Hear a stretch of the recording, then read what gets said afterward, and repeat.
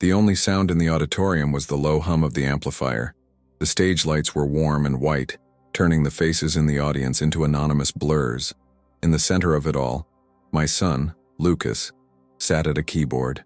He was only 12 years old. His fingers, which had been dancing across the keys, were now frozen. He was playing a melody we had composed together, a song that was our secret, and he was doing so well. But in the middle of the chorus, he stopped. The silence that followed was heavy, dense, full of pity. He slowly turned on the stool and his eyes met mine in the third row. Panic froze me.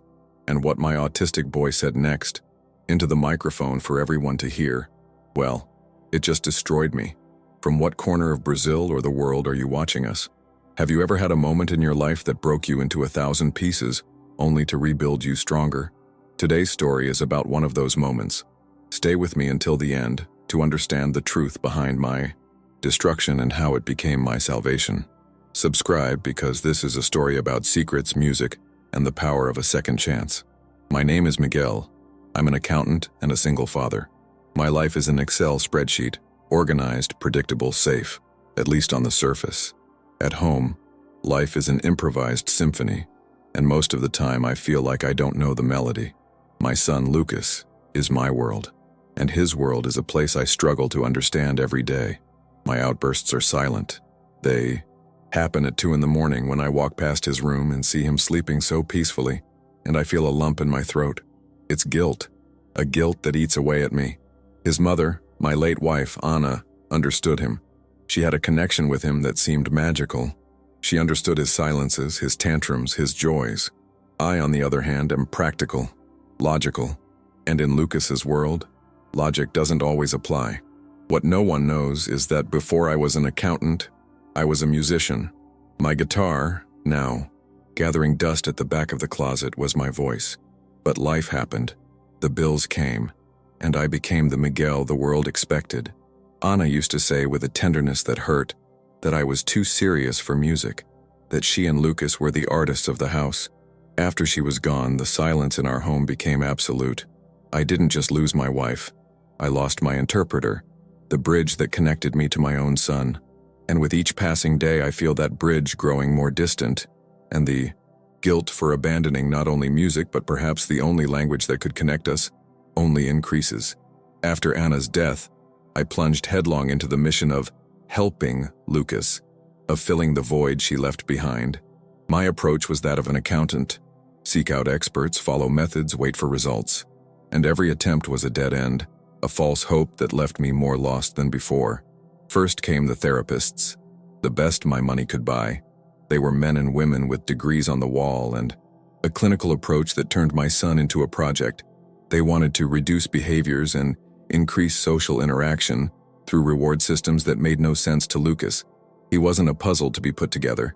He was a person.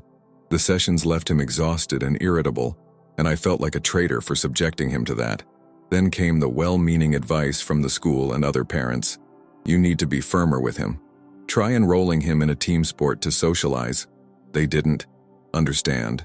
Forcing Lucas into a noisy, chaotic environment like a soccer field wasn't helpful. It was torture. Each suggestion was a painful reminder of how little the world understood him. The worst part was the loneliness. I would go to parent-teacher conferences and feel like an alien. I would see the normal families, the parents talking about their children's accomplishments, and all I could think about was the gulf between me and mine. I was following all the rules, all the manuals, but I was failing. The hope of finding a way, a ready-made solution, was fading, and I was left with the painful certainty that maybe the problem wasn't with Lucas. Maybe the problem was me. When the school announced the annual talent show, my stomach froze. It was the kind of event we always avoided. Exposure, noise, stares, a nightmare for Lucas. But to my surprise, he was the one who came to me, pamphlet in hand, and pointed to the picture of a boy playing the piano. He wanted to participate. My first instinct was to say no, a protective no, born out of fear. I imagined the scene. Lucas on stage, freezing up, having a meltdown. I imagined the whispers, the pitying looks, the humiliation. My fear wasn't just for him. It was a selfish fear. It would be the public exposure of my failure as a father. Conflict took hold in our home. For the first time, Lucas insisted on something with a quiet determination I had never seen before. He pointed to the flyer every day, and I, paralyzed by panic, put off the decision. The external pressure increased when I ran into Mrs. Andrade, the mother of the most popular boy in Lucas's class. "I hear Lucas wants to perform," she said, with a smile that didn't reach her eyes. "How brave of him. But don't you think it's a little risky? For him?" The poisonous suggestion behind her false concern was clear. "Your son doesn't belong there." Her words echoed my worst fears. That talent show was no longer about a boy wanting to play a song. It was a battlefield between my son's quiet determination and the wall of panic I had built around us. The turning point didn't happen in a doctor's office or during a conversation. It happened on a rainy Saturday afternoon. I was at the office, lost in spreadsheets, when a sound from the living room caught my attention. It was a hesitant, out-of-tune melody, but familiar. It was the melody of one of my old songs from my guitar days. I tiptoed into the living room, and there was Lucas, sitting in front of a small toy keyboard that had belonged to Anna, trying with just one finger to reproduce the song that was playing on my old record player. He wasn't just listening, he was deciphering. He was speaking my forgotten language. At that moment, something inside me broke. Anna's words, "You're from different worlds." My own belief that I couldn't reach him. It all seemed like a big lie. Music wasn't his world. It was ours. It always had been. The revenge, if I can call it that, was against my own ghosts, against my self-sabotage. I went to the closet, took the dusty guitar out of its case, and sat down next to my son. I didn't say anything. I just started playing the melody along with him. His eyes widened. A small smile appeared at the corner of his mouth. We started having secret lessons every night. I would teach him a chord, and he would find it on the keyboard. He would create a little variation, and I would incorporate it into the song. We were composing together. We didn't need words. The notes were enough. The music, the bridge that I thought had collapsed forever, was being rebuilt, note by note, right there in our living room. Our rehearsal sessions for the talent show became our sacred ritual. Each night was a small victory. The first was when Lucas managed to play the complete sequence of chords in the chorus. He finished and looked at me, his eyes shining, waiting for my approval. I just smiled and gave him a thumbs up, but inside, I was celebrating. Another victory was when he started improvising. At the end of the song, he added a little sequence of high notes, a melody that wasn't in the original composition. It was his signature. It was his voice in our song. I felt so proud I could hardly contain myself.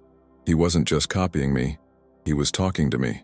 The biggest victory, however, was a gesture. We were frustrated with a difficult passage. I was tense, he was agitated.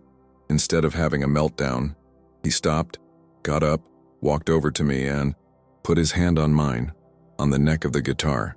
A simple touch that said, "Calm down, Dad. We're in this together." For the first time, I felt that he didn't just need me, he felt that I needed him too. At that moment, the talent show was no longer the goal. Victory had already happened there in the safety of our home. We were in tune. The night before the performance, with Lucas already asleep, I stayed in the living room with my guitar on my lap. The smell of old wood brought back a flood of memories. I remembered the exact moment when I decided to stop playing. It was after a little argument with Anna. I had shown her a new song full of pride, and she, trying to be kind, said, "It's beautiful, my love, but you're such a serious man, so down to earth. I can't imagine you on stage."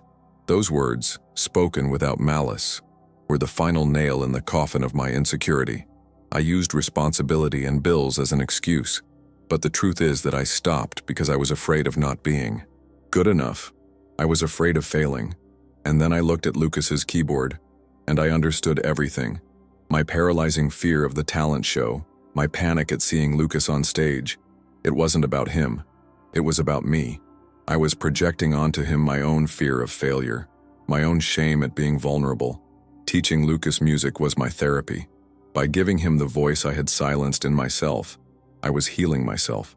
He wasn't just learning to play a song, he was teaching me to play again. That night, I made peace with myself. I vowed that no matter what happened on stage, I would be there in the front row. not as a critic or a terrified father, but as his biggest fan. Because our victory didn't depend on anyone's applause. It was already ours. And then, the moment arrived. The auditorium. The lights. Lucas took the stage, settled himself at the keyboard, and looked at me. I smiled and nodded. He took a deep breath and began to play. The melody of our song filled the silence. His fingers, once hesitant, were now steady. He was perfect, until, in the middle of the chorus, he stopped. The silence was brutal. I heard a giggle in the background. My heart sank. This is it, I thought. The crisis. But he didn't have a crisis. He turned, looked directly at me with a calmness I had never seen before. The entire auditorium followed his gaze until they found me in the third row. He approached the microphone and, in a clear voice he rarely used in public, said the words that broke me. "Dad," he said, "this part is yours." The world stopped. "You taught me how to start," he continued, his voice echoing through the silent auditorium. "Now teach me how to finish." It wasn't an interruption. It was an invitation, a call. He wasn't afraid. He was calling me to the stage, to life, to be close to him. I was devastated. The wall of seriousness, fear, and guilt that I had built around myself for years crumbled in an instant. Tears streamed down my face uncontrollably. I don't know how, but my legs carried me to the stage. Someone handed me a guitar. I sat down next to my son, and trembling, crying, I started to play. We finished the song together. It was out of tune, it was messy, it was imperfect, and it was the most beautiful thing I've ever done in my life. At the end, the auditorium exploded in applause, but I could hardly hear it. I could only look at my son, and he was smiling at me. Our song was finally complete. Sometimes we stop in the middle of our own song, afraid of missing the next note. But the truth is, no one has to finish the song alone. The most beautiful melody is the one we compose together. If Miguel and Lucas's story moved you, if it made you think of some unfinished music in your life, enjoy this video. Comment. We want to know how you felt. Subscribe to the channel and share. Someone you know may need a partner to help them find the last note today.